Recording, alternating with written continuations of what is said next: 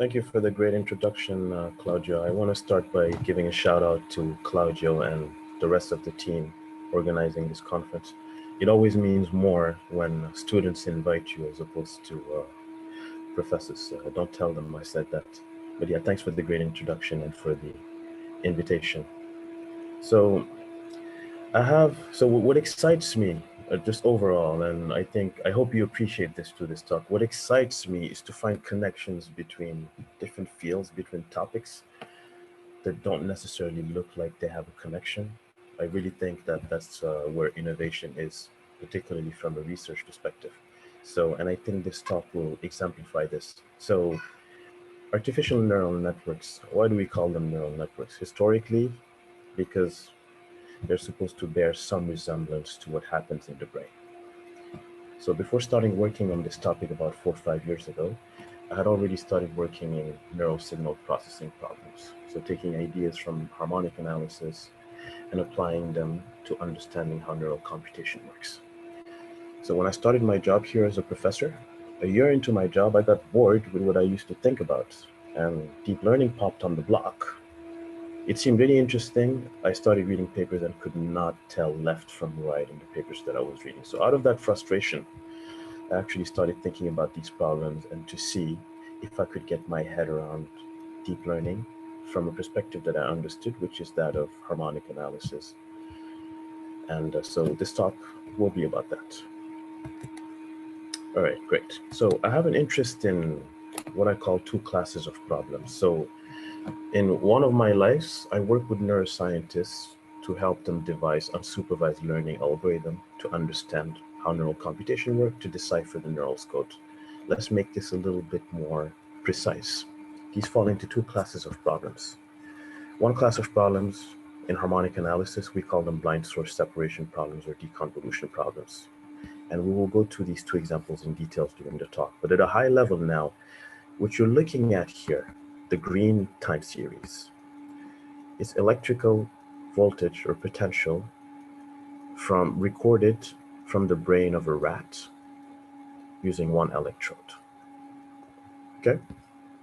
When you record from the brain, you never actually record from single neurons unless you stick the electrode inside the neurons. One issue with that is that if you want to record from the whole brain, 100 billion neurons, you could not record from every single one of them.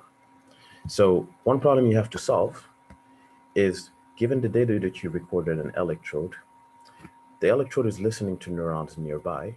You have to solve the source separation problem or deconvolution problem of going from this green trace to, in this particular case, the blue and the yellow trace, which represent two neurons that are close to the electrode. Okay. This is an unsupervised learning problem. And by solving this deconvolution problem, one can then hope to answer questions about the neural code in the specific brain region that you're looking at. Another kind of unsupervised learning problem I have been interested in neuroscience is to understand how does the brain process sensory information hierarchically. So if you think about a deep neural network, right, the way we're sold the technology is that you feed an input, it goes through a hierarchical layer of processing, extracts some features that can then be useful for some classification task or whatever else you might want, right? Well, it turns out that this has a lot of interesting connections to something completely different that neuroscientists are interested in, which is, so you're seeing an image of me right now. How does it get processed hierarchically in your brain? And if you've seen me before, like Claudio, you know I'm Demba. How does your brain hierarchically process the image of me that you see right now to make a decision that, yes, this is Demba, the researcher, and not the football player? Okay. Another class of problems that I have been interested in is how do you design interpretable deep neural networks? So when I started thinking about deep learning, it felt a little bit black boxy in the sense that, yeah, you start with an input, you connect a bunch of weights, almost like Legos, and you put nonlinearities, you train this thing, and something nice happens, okay? I was interested in understanding, can you design these architectures from first principles, and from first principles that I myself understood coming from a harmonic analysis background. What connects these two seemingly disparate interests? I like to call this, it goes by many names. I think about this as sparse coding, sparse signal processing, compressed sensing, whatever you want to call it. You could also call it more generally harmonic analysis. And what I'll show you in the second half of the talk, deep extensions of these ideas from compressed sensing and sparse signal processing. What's the big idea? So the big idea, so this slide essentially summarizes all of the rest of the talk. What I'm going to do in the rest of the talk, we're going to look at these in detail. So let's think of this time series, this recording from this brain region as Y, okay? We're going to posit a model of it that says the following, that says that Y is the sparse linear superposition of some filters that are associated with each of the neurons near the electrode that occur at different points in time and with different amplitudes. We're going to start with that model. And we're now going to ask the question, how do we learn the filters? It's a deconvolution problem. And how do we learn the times when the events from each of the filters occur and their amplitude? In signal processing, we call this dictionary learning. Well, it turns out that that dictionary learning problem, you can map one-to-one to a kind of neural network architecture that is known as an autoencoder. Autoencoder because you feed in one input and you try to predict the same input at the output. And what's really cool, and what has gotten me really excited about what I've been thinking about for the past 3-4 years is the fact that every component of the architecture comes directly from the statistical generative model, the sparse generative model. The weights, the nonlinearity here, ReLU, is going to come from sparsity. The fact that we have an encoder and a decoder that have the same set of weights, H, and so on and so forth. Okay? So one of the things I've done is I've come up with, so to understand this question of how does the brain process information hierarchically, I've come up with something that I call the deep sparse coding model. So the model says the following. Let's think of Y here as this image of Lena, very popular image in signal processing, right? I want to understand how could the brain have evolved to process these natural images in a hierarchical fashion, right? So one way you can do this is to try to reverse engineer what the brain does. And in my case, I said the following, and this has a history in neuroscience that I'll talk about later. This image Y, let's assume that the brain has evolved to come up with a representation of it that is hierarchically sparse. So let's assume that the brain starts with a high-level concept about this image. For example, this high-level concept could be person. Through one sequence of transformation, it probably moves to a more detailed level of processing, probably moves to woman, and to another level of processing, it fills in more details. If the brain had evolved to do this, if you give me a set of natural images, I should be able to learn the sequence of transformations that the brain has evolved to perform using these natural images. That's another dictionary learning problem, a deep dictionary learning problem that we can map one-to-one to a neural network architecture again, where every component of the architecture, the weights, the nonlinearities, and so on and so forth, come from this generative model. So sort of to summarize now, right? I have interesting neuroscience and supervised learning problems that I'm interested in solving. I'm going to posit statistical models that can help me solve these problems. And these are going to nicely lead to deep learning architectures that can help me solve these problems. So what I think is that we have a unique opportunity in mathematics and harmonic analysis to start using deep learning, but in a principled fashion to solve interesting data analysis problems. So without further ado, let's start with first designing what I call interpretable neural networks for solving deconvolution, source separation, or sparse dictionary learning problems. By the way, I don't want this to be a lecture, so I'm going to start in the actual main part of the talk. So you should feel free to unmute yourself and ask clarifying questions at any point, and I will let Claudio make sure that we keep the time. Okay, so how do you design neural network architectures to solve these deconvolution problems? One way we've come up with goes as follows. Let me first motivate this by giving you an understanding of how you actually record neural data in the brain. So going back 20 years ago, what you're seeing at the top here was the state of the art in neural recordings. We could not record from many neurons simultaneously. That's the punchline. You stick 4 electrodes in a brain region that you try to understand.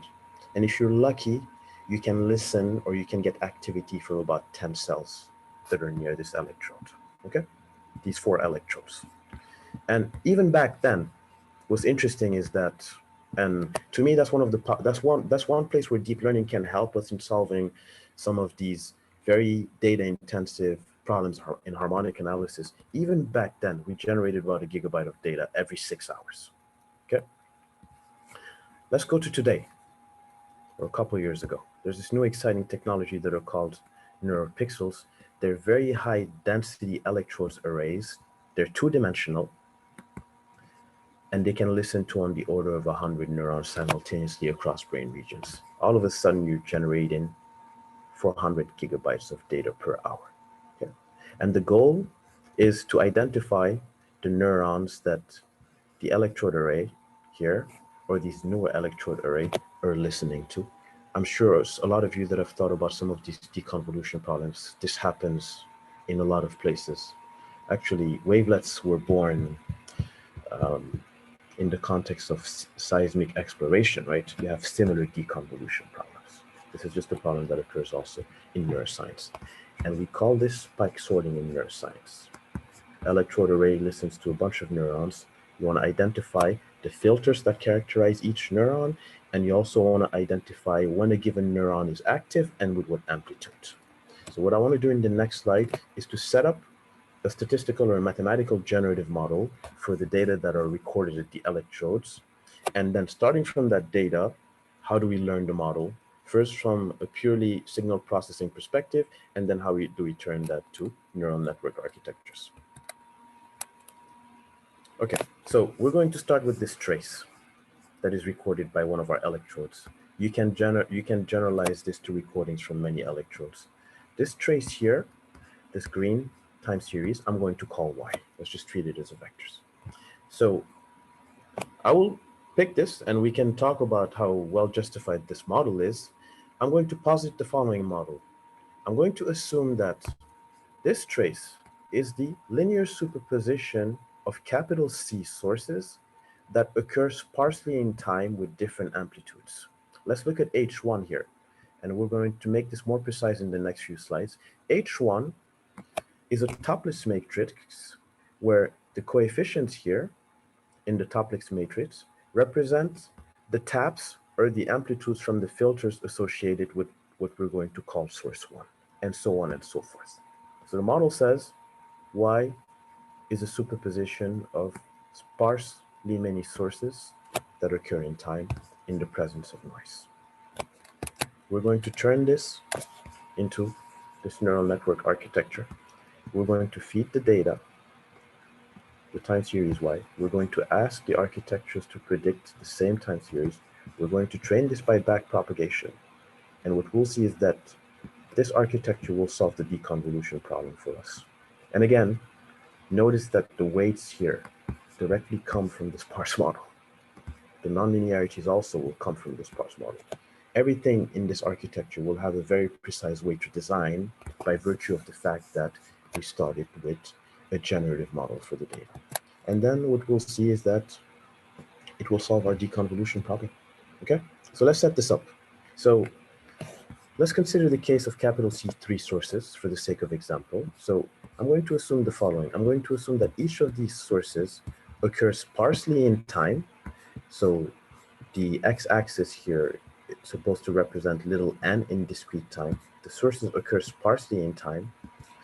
I'm going to let the x1, x2, and x3 denote the discrete time signal that tells me when a source has activity and with what amplitude. And in this picture, I've picked them roughly to have the same amplitude without loss of generality.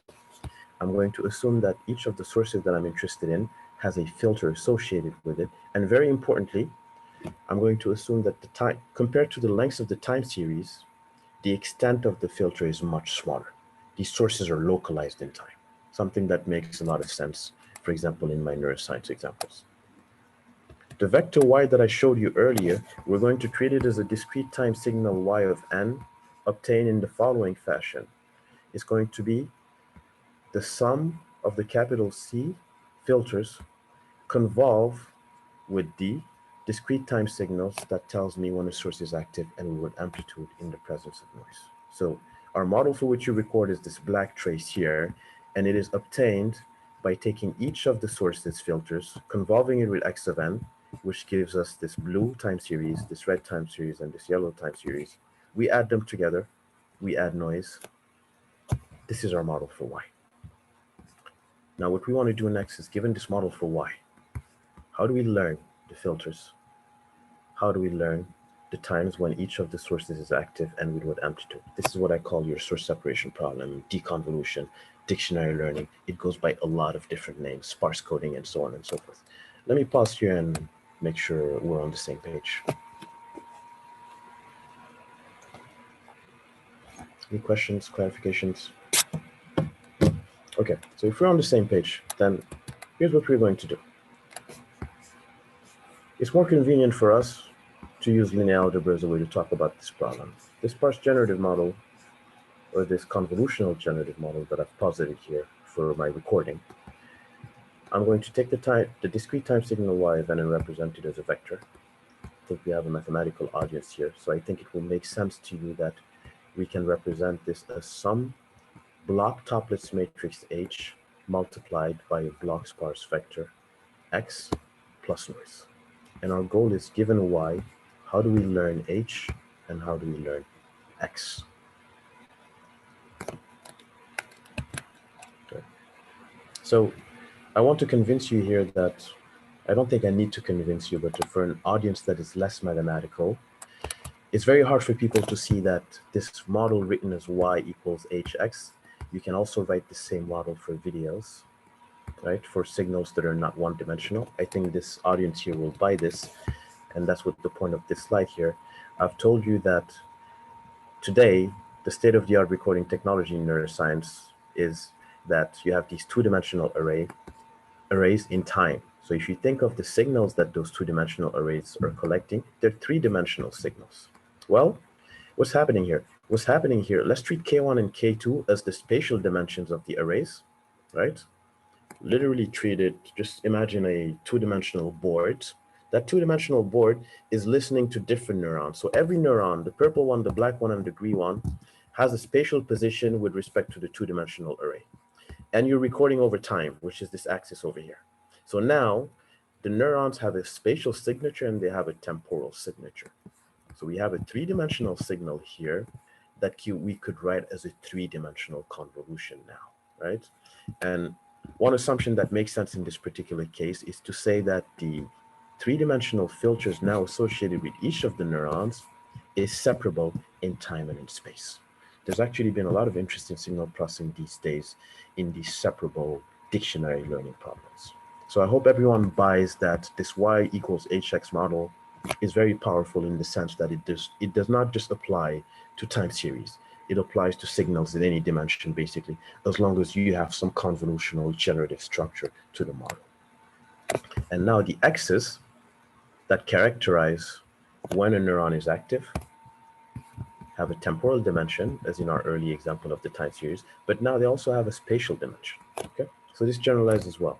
Another thing I want to convince you of, and perhaps not this audience, is that this model occurs in a lot of different places in science. I've only listed a few ones. I'm sure we could add many. In neuroscience, I've just given you this example. Something that I have a lot of excitement about and that I've worked a lot on is acoustics, source separation with microphone arrays. So this neuroscience problem I described to you is similar to if we were in the same room, you have a bunch of microphones on the ceiling that are listening to the conversation in the room. You want to be able to tell who's speaking when. It's a very similar problem. In astrophysics, something people have been really excited about these days, these telescope arrays that we've deployed over the globe to look at the sky. They're trying to solve deconvolution problems where the objects corresponds to celestial objects, and these X corresponds to location and the intensity of objects. In particle physics, in optics, in genomics, in text processing, topic modeling, in machine learning, you can think of as a sparse deconvolution problems, and so on and so forth. One of the most popular ones historically has to be radar, just from the Second World War, and so on and so forth. So how are we going to solve this? So the way we're going to solve this is by what I call convolutional dictionary learning. So what have I done here? I took my y, which again could be a time series or a video and so on and so forth. I've chunked it into capital J chunks. So if you want to think deep learning, this is kind of like batching your data. For as far as we're concerned, this is just to deal with the fact that the system on which we're processing the data might not have infinite memory, so you might only be able to store a certain amount of data in memory at any given point in time, right? So if that's the case, for each of these capital J windows of my data, I'm going to learn the filters associated with each neuron and the times and amplitude when those filters occur by solving the following optimization problem.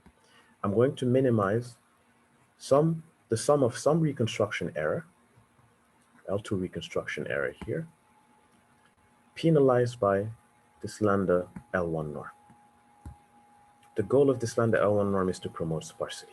I want to find the filters and the locations and amplitudes when these filters occur that are most consistent with the data and such that these filters occur sparsely in time. And this regularization parameter here will control the level of sparsity. And I'll show you that this is related actually to the bias of the nonlinearities that you use in your neural network architecture. Now this constraint here is really important. So somebody tell me why this constraint is important. So we have a biconvex. This is not a convex optimization problem, right? It's actually biconvex because of the product. Any thoughts as to why this constraint here is important?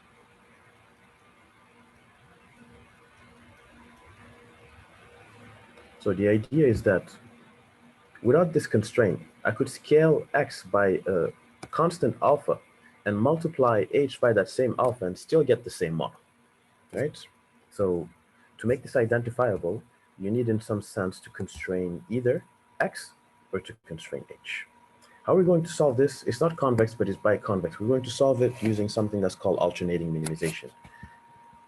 So I'm going to assume somebody can give me a guess of the filters, some coarse guess of the filters. In neuroscience, we can do this because we have a lot of biological understanding as to how, we call these spikes. We have a lot of biological understanding as to the shape of the spikes or the filters. So we can initialize them to something coarse. Given that initial estimate, we're going to find the x's that are most consistent with that initial estimate of the filters. That's going to be a sparse coding problem. After finding new x's, we're going to update the filters and we're going to alternate until convergence. So I'm going to show you these two steps in the next few slides. Claudia, it seems like you have a question.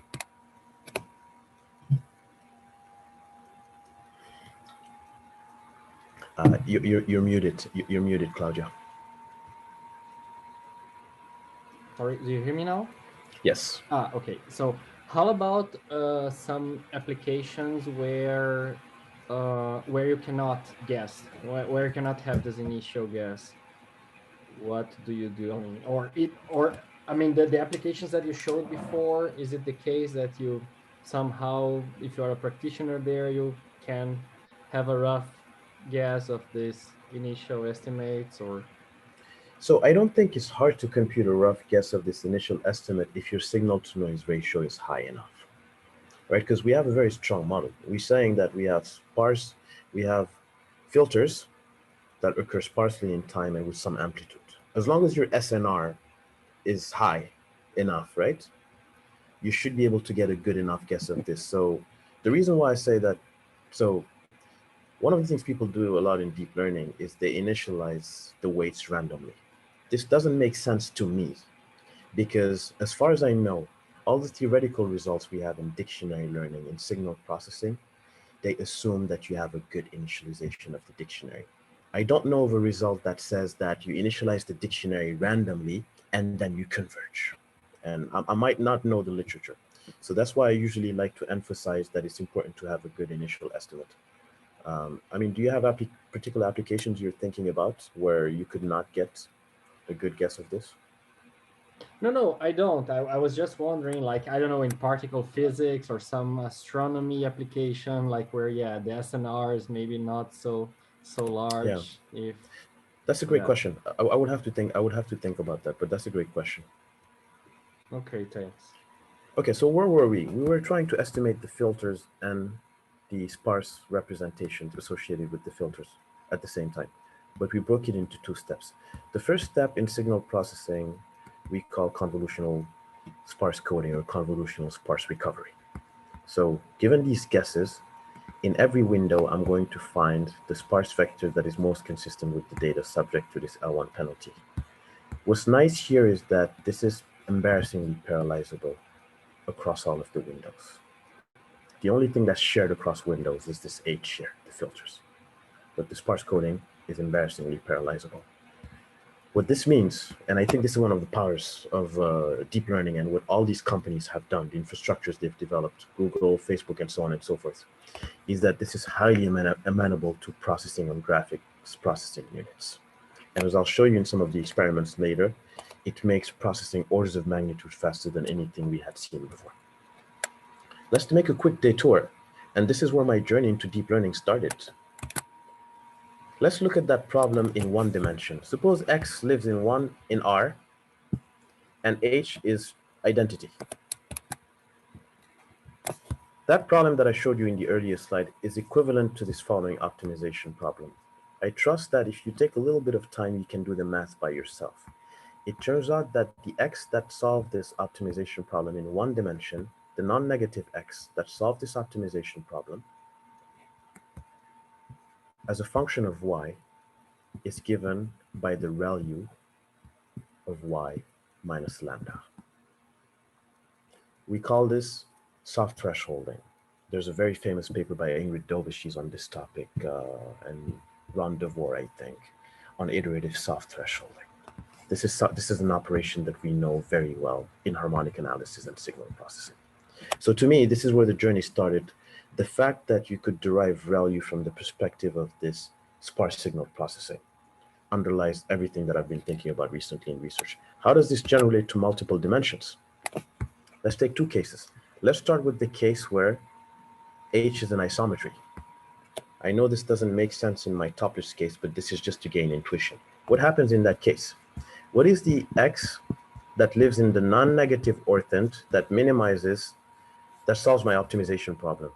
Well, it turns out that it's obtained as follows. It's obtained by projecting the data onto the columns of the matrix H, subtracting a bias lambda, and applying ReLU. But what is that? That's the one-layer neural network with weights H transpose and a ReLU nonlinearity with bias negative lambda. So the claim here is that if H is an isometry, a one-layer neural network with a ReLU nonlinearity whose weights depend on the optimization problem here solve the sparse coding problem. How do you generalize this to the case when H might not be an isometry? This is where iterative soft thresholding comes in. Well, we're going to assume that the largest singular value of the matrix H transpose H is bounded by a constant. In that case, what do? You do gradient descent on the least squares objective, and then you threshold. That's what this is supposed to represent. You do gradient descent on the least squares, and then you threshold. There's a scaling here related to this maximum singular value that is not too important. So this is actually one of the main points for everything that I'm going to do in the rest of the talk, taking this idea and using it to build architectures. Now, is it clear to everyone that this architecture solved this problem under the assumption of isometry?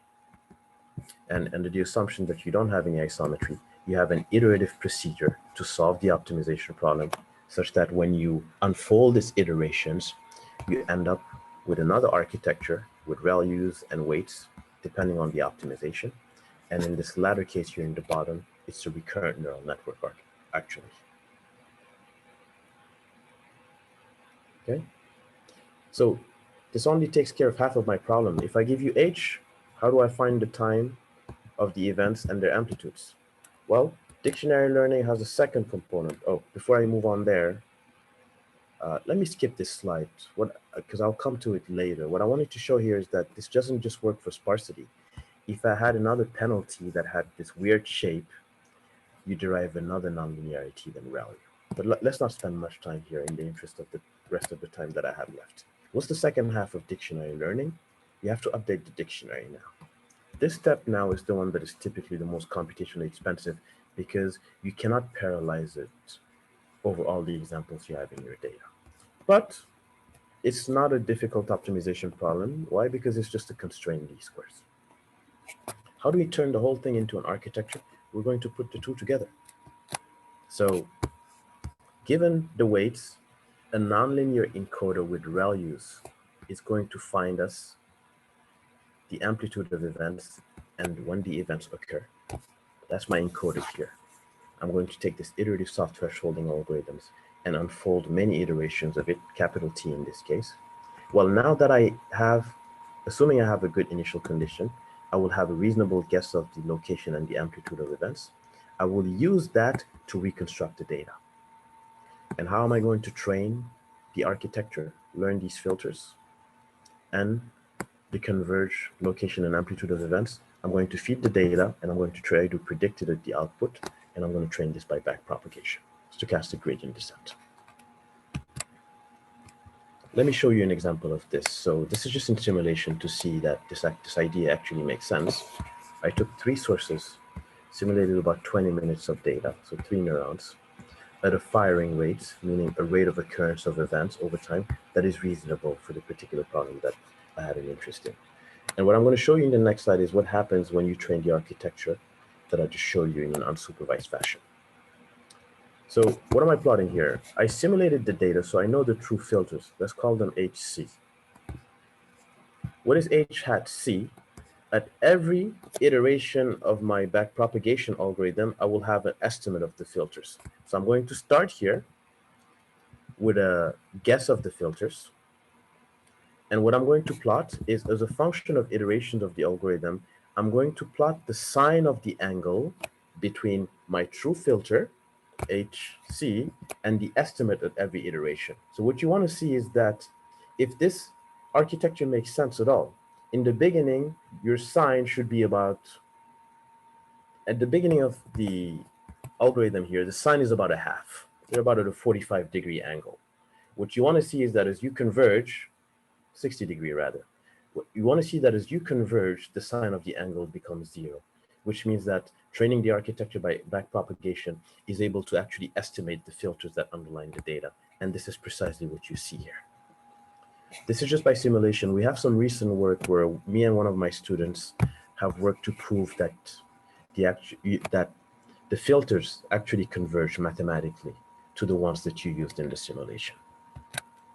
So one nice thing that I mentioned earlier is that training the autoencoder architecture is fast. So Sparse is a popular convolutional dictionary learning algorithm. So compared to training our architecture CRESI, we call this CRESI, convolutional recurrent sparse autoencoder, we take about 5 times as less time to train our architecture. But the important part is once the architecture is trained to identify the location of amplitude of events, on about an hour of data, it takes us less than a second. While classical approaches in signal processing to do this take about on the order of 20 hours to actually do this. For the details of this, look at some of our papers. But to me, this is one of the powers, is taking these signal processing algorithms, turning them into architectures, and then leveraging that infrastructure that is there to solve a lot of these deep learning problems.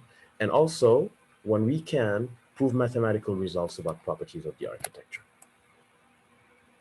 We actually applied this to real data. This is the example that I started with to show that it works. Um, so moving on from this part of the talk, one of the other things we did recently is to show that, well, in the example that I gave you, my y was real valued and I used the least squares loss. But what if the y's are integer valued or potentially even take values in an uncountable set? So we generalize this idea to y that belong to a family of distributions that are called distributions from the exponential family. And for this kind of art, and we end up with a similar architecture to solve dictionary learning problems from observations from this from observations y that belongs to this exponential family, with now new additions to the architecture to account for the fact that the data do not take values in R, but rather they take values maybe in a finite set or in a countable set. One place where we've applied this is Poisson image denoising. So in certain imaging applications in very low SNR settings, what you actually record are photon counts at different location. So your detector records photon counts. So what we did is to say the following. If the decoder records photon counts, that's why here. We're going to say that underlying the photon counts, we have a rate at which photons are arriving, and the log of that rate has a convolutional structure to it. Why do we take the log of the rate? Well, because if the rate is non-negative and you take the log, all of a sudden you have something that is real values. And this also has a relationship to this exponential family distribution that I mentioned. And what we're able to do is to start from this log generative model for the rate at which photons are arriving on the detector. And we're able to turn to solve a dictionary learning problem using these count observations now. And we're able to turn it into these autoencoder architectures very similar to what I showed you in the earlier case. And we're able to start with this image and denoise it to look like this. The main thing I want to point your attention to is that we're able to get denoising results very close to the state of the art, and sometimes we beat the state of the art. But notice that compared to a standard deep network, we have up to an order of magnitude fewer parameters in our architecture, right? And this is by virtue of the fact that we started with the statistical generative model. Now, I showed you that we can start from the problem that I described in the beginning and turn it into architectures for observations from different domains. Well, we can also account, instead of just sparsity, we can also account for different priors on the latent representation. So the standard one is a Gaussian or a ridge prior. This leads to activation functions that are linear. The one that I showed you is sparsity, which leads to ReLU. One of my students has worked on group sparsity, which actually leads to a new nonlinearity, which is a group ReLU. You can put manifold constraints, simplex constraints on the latent representation, which leads to a completely other different nonlinearity. And one place where we've applied this recently that I have a lot of excitement in, this is work that we've put on the archive, is manifold learning. What if instead of now just solving a deconvolution problem, you wanted to do the following? So what I'm showing you here is data sampled from a circle and data sampled from a very famous example in manifold learning, which is called the two-moon example. What would I like to do? I want to start with these data as my y's, in this case living in two dimension, and I want to learn a piecewise affine approximation of these manifolds. You see these red dots here. This is These are dictionary columns that we obtained after training an architecture that I will talk to you about in a second. But the important part is that I'm able to start with these data and I'm able to obtain piecewise affine approximations of these manifolds. How do we do it? Sparse dictionary learning. We say, here's what we're going to do. I want to learn a set of atoms or dictionary columns, these red dots here, that let me reconstruct the data. This is one of our contributions or one of our originalities. What does this penalty say? This penalty says, I want Y to use the columns that are closest to it to represent itself. So look at this example of the circle. I have, I think, on the order of 10 dictionary columns. This is highly underdetermined. Without constraining the X, you will have many, many solutions because you live in R2 and you have a matrix that has about 10 columns, right? The way you constrain it is to say, pick the columns that are closest to you. Using the same machinery that I showed you earlier, this is a dictionary learning problem. We can turn it into an architecture where the weights, again, depend on the dictionary and the activation functions that we're going to use. It's going to be a new form of value that takes into account the fact that I want the vector x to be non-negative and I want its component to sum to 1. After we train this, after we feed data from either the two-moon or the circles and many other examples, we're able to learn this piecewise affine approximation of the manifold. So in my opinion, this makes this a very cool and a very powerful idea. This idea of starting with some generative model of the data that you want to process. And this is kind of what we do in harmonic analysis, right? You have some basis space, a function space, a basis space, and depending on the structure you have in that space, the problem we're solving here basically is that of learning representations in that space. Let me pause here because now I'm going to move everything I've talked about so far. One critique you could make of everything I've talked about so far is, hey, you only have one set of weights to learn. And deep learning, you typically have many sets of weights, right? So what I'll talk about next is, so these architectures, by the way, are deep because this encoder has many iterations, but the set of weights is still one set of weights. In deep learning, you typically deal with many set of weights. So what I want to talk about next is how do you make more sets of weights pop up so that it has more of a deep learning flavor, and so it has more of a deep learning flavor. But how do you do that in a mathematically rigorous way, in my opinion? Let me pause here, Claudia. I think we're doing good with time. I can probably take a couple of questions or three, and then I can finish the talk and take some more questions. Let me pause here and see if there are any questions. So yeah, are there any questions from the audience?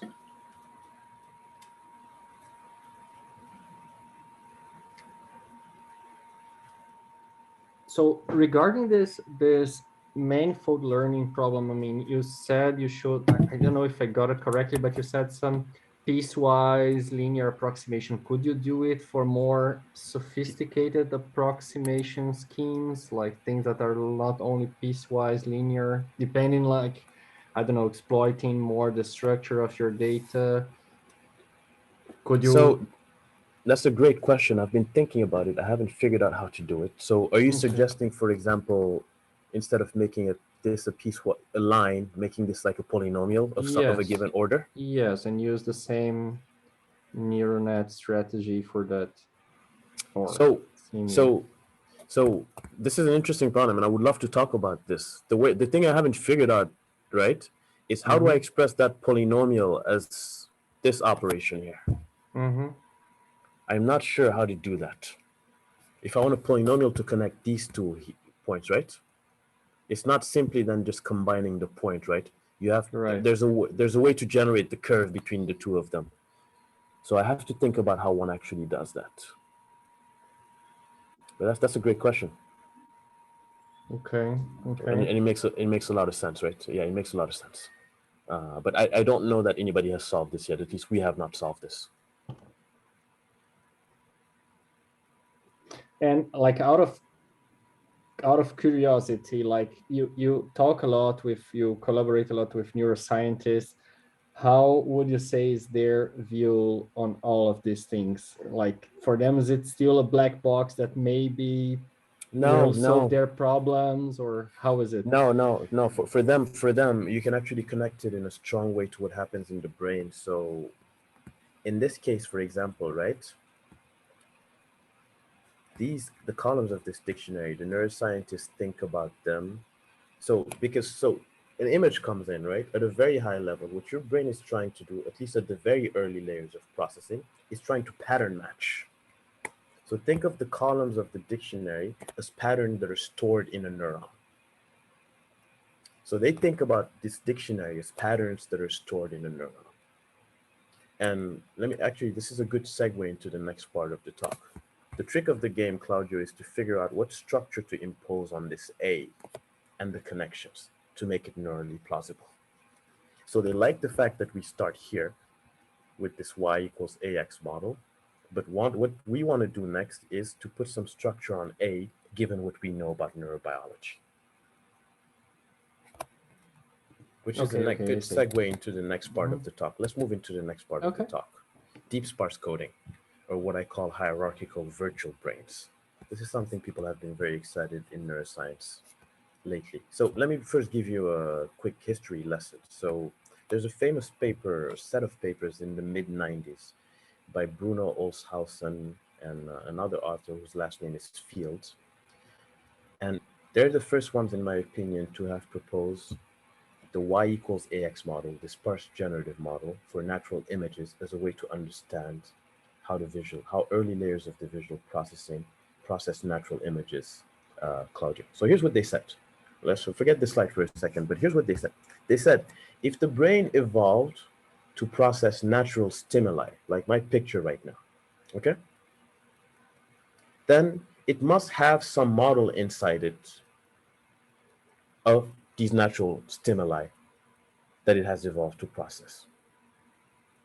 And what is a reasonable model? A reasonable model is that the world out there, these natural stimuli, they're obtained by combining in a sparse fashion different patterns. What if the brain had evolved to process that kind of stimuli?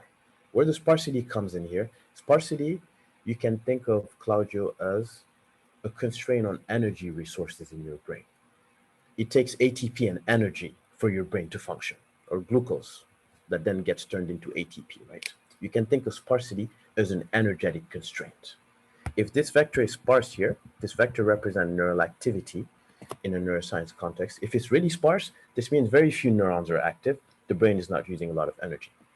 So those people said if the brain evolved to process the natural images and the brain has a sparse generative model, by learning that sparse generative model, I should be able to reverse engineer what the brain is trying to do. And that's what I'm calling a hierarchical virtual brain. The neuroscientist, after you train the sparse generative model on these natural images, the neuroscientist is going to treat that as a virtual representation of some brain region. So to be very concrete, assume this matrix A1 here is identity. They had a model that says y equals A2x. They use natural images as y, patches, and they learn A2. And this told them something about how early layers of the visual processing system process natural images. I hope this kind of answers your question, Claudio, from a historical perspective. But let's move on here, okay? What I did is to say, we know the brain processes visual information hierarchically. Can you generalize that idea in a hierarchical fashion, but in a way that's rigorous? And I came up with what I call the steep sparse coding model. The brain, in my model, starts with a very high level concept. I like dogs. So let's say it starts with a high level concept of a dog, right? It goes through a sequence of transformation that says, oh, this is a shepherd. Another transformation says this is a German shepherd, and you see your image. Okay? Suppose that the brain has that internal processing model, right? Then if you give me images of dogs or cats, I should be able to learn by learning these matrices in an unsupervised fashion, the different levels of hierarchy that the brain uses to process those stimuli. Okay? And this is what I did in this paper in 2020. I start from this deep sparse model using principles similar to what I showed you in the earlier part of the talk. I can turn it into an auto-encoder architecture that, when trained in an unsupervised fashion with natural images, is going to let me learn these matrices. And this is interesting from a neuroscience perspective, Claudio. In, in the neuroscience, there's this idea of predictive coding. And it says the following: if the brain has this model, right, before seeing the image Y, the brain should have a prediction of what it should see at this layer, right? So suppose I don't even give you Y. If the brain has an internal model, it should have some prediction of what it expects to see at every layer, okay? You call that predictive coding. And it turns out, Claudio, just by starting with this model and not telling it in a neuroscience, that the autoencoder has a notion of feedback of predictive coding. In order to estimate this x1 here, in order to estimate, I'm sorry, this is x2, right? It uses a prediction from x to estimate x2. So without telling it anything, it reproduces some of the features that we see in the brain, basically. And the idea is that you can now treat this as a virtual brain where you can do things such as virtual surgery, right? You can kill some of the layers and see what happens and see how well it predicts neural activity and so on and so forth. So what I did in my paper, and let me not spend time on this right now, I trained this model and I saw what I learned. And for A2, I learned something that is well known. These oriented filters, these Gabor-like shapes that we know in neuroscience, correspond to early layers of the visual processing, right? And I learned something that was new, which is a sparse dictionary at the next layer of processing. But what's interesting is not the sparse dictionary itself. What's interesting is that if you take their product, you still get oriented filters. This is very cool because if A1 is a sparse matrix and A2 is dense, their product has fewer degrees of freedom than if I learn the A2 times A1 matrix jointly, right? It kind of compartmentalizes the processing into multiple steps. Think wavelet from a harmonic analysis perspective, basically. Coarse and detail, until you get to the final signal that you observe. And this is really according to the, let's say, neurological models that neuroscientists have, like, as I mean. No, let me make sure. Let me make sure I say this more clearly. You start with this model, yeah, and you obtain an architecture like this, and this architecture reproduces some of the features of visual processing, not everything, right? But it reproduces some of the features. But all of a sudden, you have an architecture that reproduces some of the features. You can ask yourself, okay, what are we missing? And figuring out what you're missing here can help you improve this model, sort of in a feedback loop, and so on and so forth. Okay, I got it. Yeah. Awesome. So what else did I do in this paper? What I was interested in this paper, again, going back to deep learning, is so right now we don't really know how much data you need to train a deep neural network. And in dictionary learning, in signal processing and harmonic analysis, we have ways to characterize the computational complexity, sample complexity of dictionary learning. So what I wanted to say is I have a deep dictionary learning model that has some architectures associated with it in a one-to-one fashion. If I can make statements about how much data I need to learn this deep dictionary learning model, I can sort of translate that into an idea of how much data I need to train this model. And that's what I did in that 2020 paper. So I assume that I have data Y generated according to this deep dictionary learning model. And I assume that, so every matrix in this deep model except A2 has sparse columns. This is an assumption that I make. And I observe Y's that comes from this model, and I start with a sparse vector here. In my paper, you can make this more than 2 layers. It can be many layers, up to capital L. So what's nice about the paper, I think, is that it gives you a prescription for how you would design an architecture that comes from this model. It says that you first pick the number of hidden units in the first layer. Then you pick the number of hidden units in the next layer as a proportion of the number of hidden units in the previous layer and the sparsity of the connections between the 2 layers. There's an expansion. So it gives you a prescription for designing architectures that follow this model. And it tells you that the sample complexity of learning here is proportional to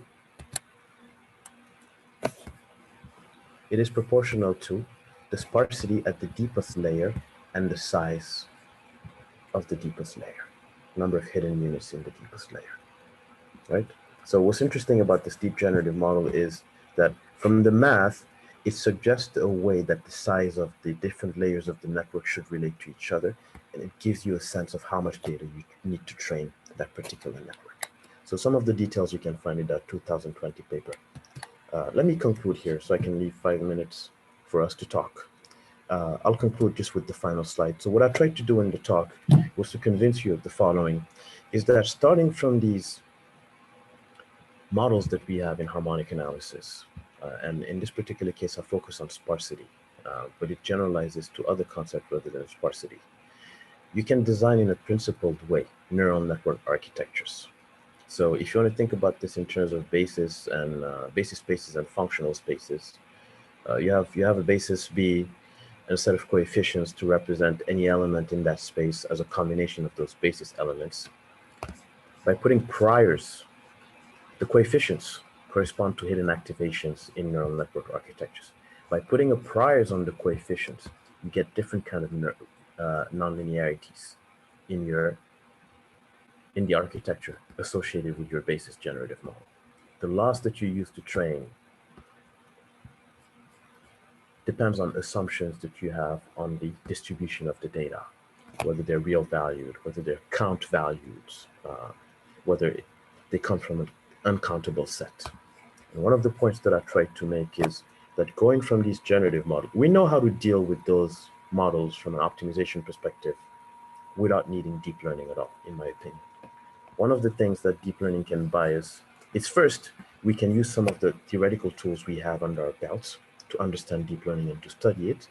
But one of the things it can buy is computation. We can leverage all this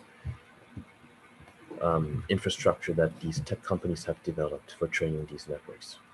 In my opinion, it also leads to very interpretable architectures. All of a sudden, you can control everything in your architecture. You know what the neural network is doing because you designed it started from these generative models. These architecture have many fewer orders of magnitude fewer parameters, right?